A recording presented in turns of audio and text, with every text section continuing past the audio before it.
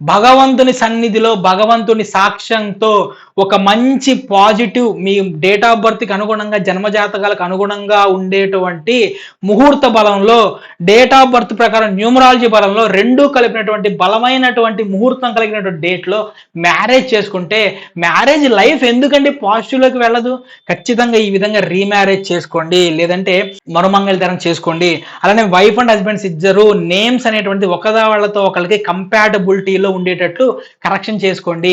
సిగ్నేచర్‌ని కూడా నెగటివిటీ తీసేసి marriage life అనేటువంటిది పాజిటివ్‌గా ఉండేటట్టు, లైఫ్‌లో గ్రోత్ అయ్యేటట్టు సిగ్నేచర్‌ని కూడా కరెక్షన్ చేయించుకోండి.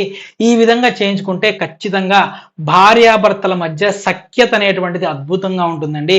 భార్యాభర్తల యొక్క జీవితం పాజిటివ్‌లోకి వెళ్తుంది. రూపాయి ఖర్చు లేకుండా నీట్‌గా భగవంతునికి మ్యారేజ్ చేసుకొని, మీ మ్యారేజ్ మీరు చేసుకోవడంలో ప్రాబ్లమ్ ఏంటండి? ఎక్కడ కూడా మీరు దీంట్లో వేలకు వేలు, లక్షలు ఖర్చు పెట్టేది ఏముంది? చాలా సింపుల్‌గా చేసేసుకోవచ్చనమాట.